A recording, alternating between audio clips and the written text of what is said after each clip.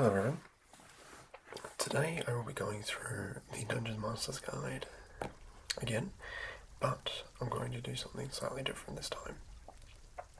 I'm going to go back to front. I think, with my experience, I haven't really read through this thoroughly. I sort of go through and pick up what I need to pick up as I go along, but there is like a massive treasure trove of work and randomization in the appendices at the back of the book. So if you're ever feeling like you're stuck, overwhelmed, or you don't have a hook or something that's you're sort of missing inside of your campaign or your session, I highly encourage you to just jump to the back and have a little bit of a look-see and see what you can find. So we will go to the back of the book. Now, obviously, you have the appendices in the back, as well as the index. I find the index is a little bit difficult to understand sometimes. You've it alphabetically set up, but some of it is inside a subcategory, so it's sometimes a little bit jank every now and then. I'm just going to move this over here. Get a little bit more of the book in place. So, Appendix D, Dungeon Master Inspiration. So this is going through a few different books, Gary Gygax's books, and a few other things, to help you understand dungeons and what's going on there. Here's some example maps for different sort of spaces, dungeons and stuff. This actually reminds me of Gnome Guard, which is in the Icespire Peaks starter pack. Very similar sort of layout and cavern pieces and stuff, so definitely very interesting. You have a dungeon inside a cavern. I ran something very similar. I should have probably just used this instead of what I was using, but I basically drew something similar to like this section here, and then added a sort of a large sort of battle royale space there as well. You've got ship, main deck, and cabins below. A few ballista points and stuff as well. Can't really see on the screen, but these two ships here. You have Island Town.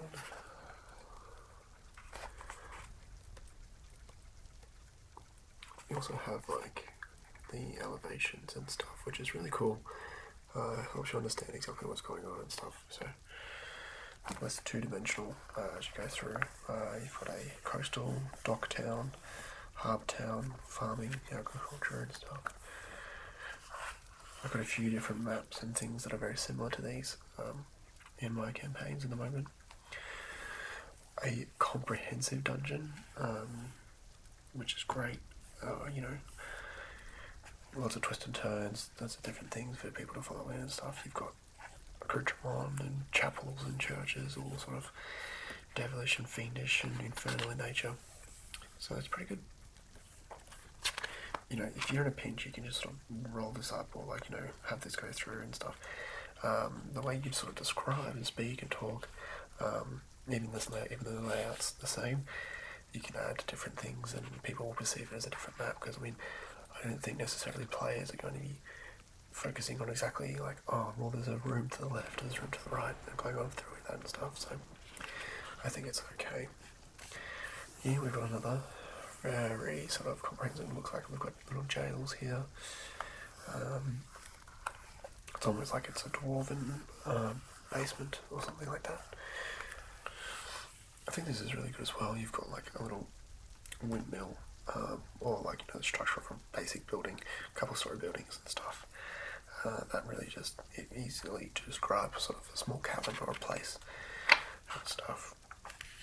Outside of that as well, we're going backwards, so we see the headings last, unfortunately, but you know, what can you do? So we have here challenge ratings and what is inside each of the challenges. Challenge rating as I believe a singular monster. So for instance, you've got challenge 16 iron golems, adult silver dragons, challenge 20 ancient brass dragons, all the way down to the challenge 5, where you have like salamanders, triceratops, wraith, zorn, and everything like that as a single aspect. They all have sort of like different things. So like wyvern, for instance, is a challenge 6, because I mean it's like kind of like a lesser dragon, but what, you know, green dragon wildlings, ogre zombies, your hobgoblin captains. So again, this is like the individual XP for each item. So normally you wouldn't have a hobgoblin captain by itself unless like maybe it's in a bar or something like that, but it would be sort of leading a war band or something like that. Troglodytes. Very good. So Underdark monsters, these are locations of certain monster types that you can go through. So you've got mountain monsters, you know, bloodhawks, berserkers, frost giants, rock, swamp monsters, crocodile, lizard folk, giant crocodile, hydra, underdark, Greeks, intellect devourers, mimics, beholder zombies, aboleth, purple worms, urban monsters, you have the Tarask, Oni, shield guardian, ghouls, etc., etc. Underwater monsters, kraken, storm giant, giant shark, baboons for hill, adult copper dragons. There's a little bitch of a balut as well. You got desert, arctic, coastal, forest, grassland. So many places, so many monsters, so little time. So this is actually pretty cool. This helps you fill out certain things and stuff like that. So if you've got like different bits of dungeons or apartments and buildings and stuff. So we'll go through this a little bit. I might do a few rolls just to see what we get, rather than just me just reading direct straight out. So let's go with the dungeon dressing first. These are percentage die. So first one is noises. 88. You hear squealing coming from it. Air descriptors. 45. Clear damp. Odors. 26. Dank and moldy. General features. 69. Pick handles. 78. Slime harmless. And 17. Cobwebs. So what this is already sort of saying is like this might be an abandoned mine shaft with like clear and damp air that's a little bit dank and mouldy. You've got your cobwebs, you've got your mould, you've got your slime, and they're just a little bit wet and a little bit gross, with a few different pick handles and stuff sort of laying about and strewn about. But the sort of the hook there is that you can hear squealing coming from in. Maybe you can't really tell if it's like an animal or if it's a person. Who's to say? Some general furnishings inside this. 28. You've got chests, medium. 86. You've got tables, 71, rushes, 60, pallets, 42, fireplace and wood. Yeah, so maybe something is living, inside this, and you're sort of delving deeper into it, and you sort of see these spaces where you've got like living quarters, pallets and little bits of wood and everything that's been collected, and everything, and 100. There's a workbench. So yeah, so there's some kind of monster, creature or something like that that's working in here, and going through that and stuff. So just by even just creating the noises, air, general features, odors, smells, and general furnishings, you've got sort of like a nice little piece of information, a little bit of a hook to come in and explore, and you can add sort of any plot or anything like that that you may need inside there as well. So with random tricks, we'll just quick back over here. Let's see what random tricks we get. I need a D20 for that. So 10. Painting. So let's say it's a hyper-realistic painting or something like that, or a prestidigitation of a wall that sort of tricks the people, rather than having something else or something like that. So that's pretty cool. 10 again, too many paintings. 12. Pool of water. So, trick objects, a pool of water. Maybe you combine those two. So you have a painting that looks like a pool of water that's at a distance. So maybe when they sort of jump in, like, oh, I'm going to jump into the pool, it's actually stone, and they just smack into it and have, like, you know, how many falling damage? D10 for every 10 feet or something, or whatever it may be. What have you got? Tricks as well. So you got trick objects and tricks. 34. Magic mouth speaks a riddle. 98. Swap two of the characters' minds. 40. Give directions, true or false.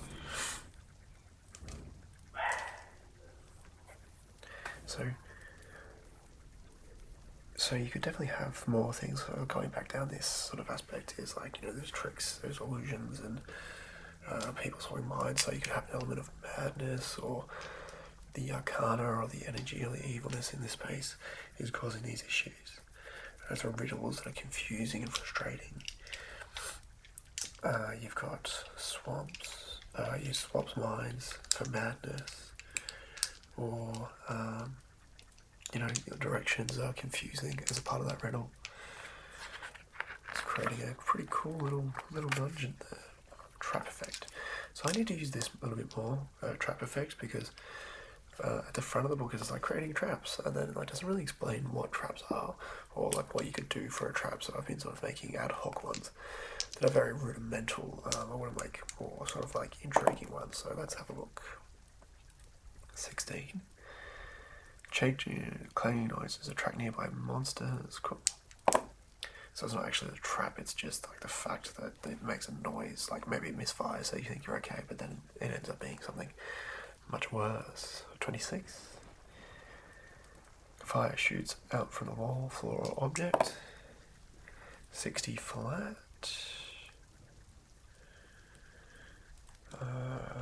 Pendulum either bladed or weighted as a maul swings across the room or hall. So yeah, you know, your classic sort of swinging in traps and stuff. Obstacles. Wrong die. Which is D20. 10. So let's have a look. Chasm. 1d4 feet wide and 2d6 deep, possibly connected to another level of the dungeon. 19. Wall of Fire blocks passage. 3. Blade Barrier blocks passage. So that's just quick little obstacles that you can go through. Maybe if you set this up, I keep rolling these as trials or something, randomized trials that they have to get through to actually get to somewhere. Trap Trigger, a D6. 3. Touched. 2. Moved through, like, tripwires or whatever.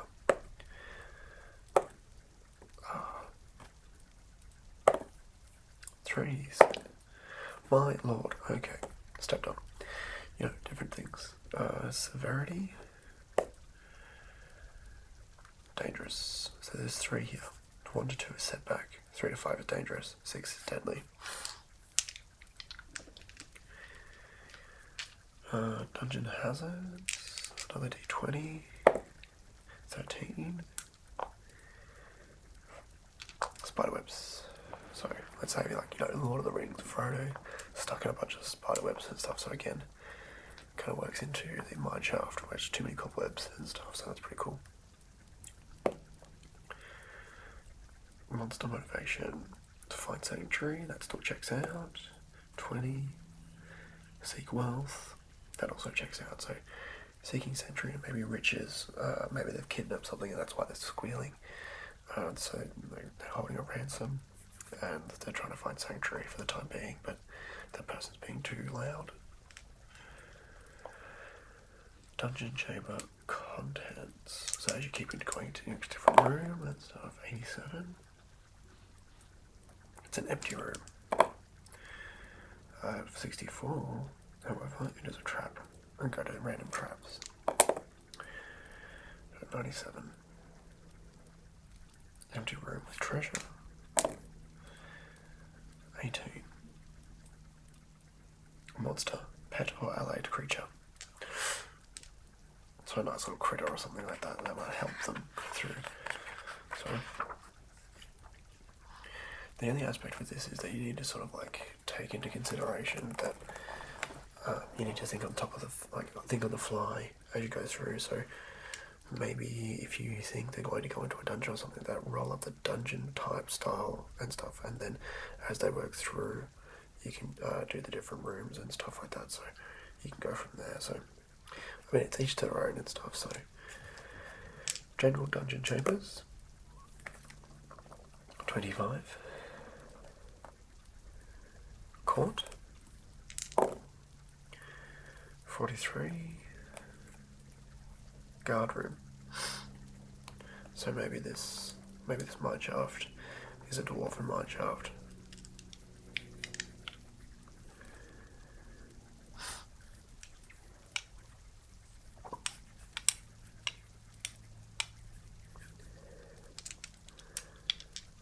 So maybe this mine shaft is like a dwarven mine shaft where it's got your court, guard rooms. Maybe it's actually a prison mine shaft or something like that, or law enforcement or something like that.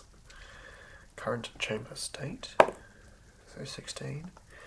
Furniture wrecked by still present. 17. Converted to some other use.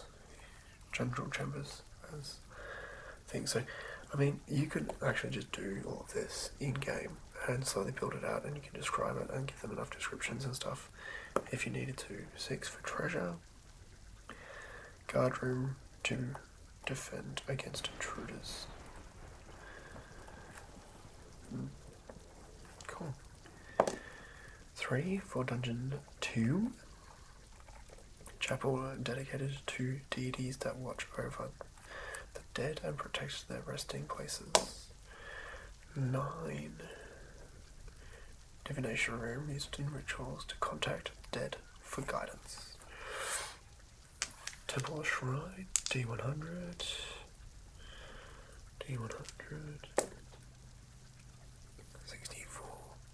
64. A library well stocked with religious treaties. Stronghold dungeon.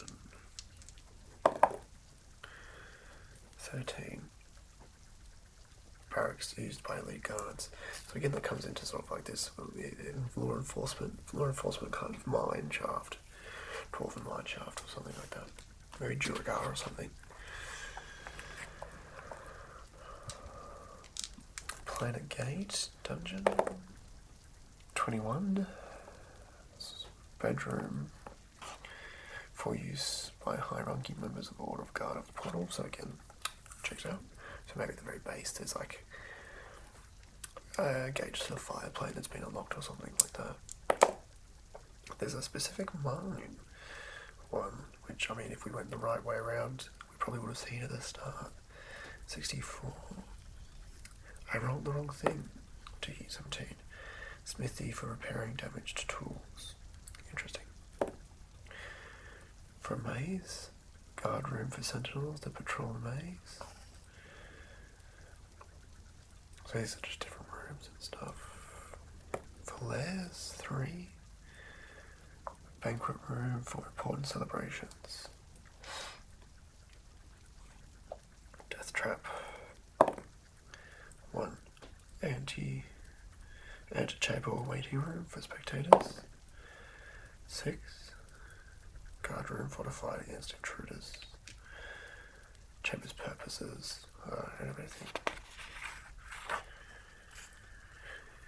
So we still have more doors. So one of the doors going to typically be 18. They're going to be portcullis locked in place. It's going to be really hard to get through this dungeon because everything's locked. Beyond the door, 1. Passage extending 10 feet. When T intersection extending at right or left. Chambers, D20. Engaged chamber. So with a 3, you've got 20 square foot. With a 14, you get a 40 by 50 feet room. Chamber exits. So it counts the amount of exits that are in this place. 17. There's 3. Exit locations. 5. Wall opposite entrance. So that sets up, so if you've got a wall, like an entrance here and then an exit here, or a trap in the middle, it's just like, you know, a little bit more difficult, even if it's just a trap, and nothing else in the room. There's a lot of hijinks, a lot of stuff you can do that. Exit type 14. Corridor 10 feet long. Stairs, if they're going up or going down. Down 1 level to a chamber. So everything can be mapped out for you. You don't even really have to worry about anything. Passages 16. Chamber, roll chamber. Passage width 6.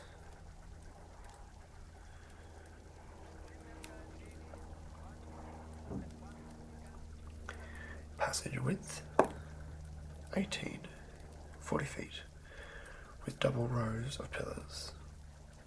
Starting area, 4d10, boop, 8. Square 20 by 20 foot, door on 2 walls, passage 3rd wall, secret door on 4th wall.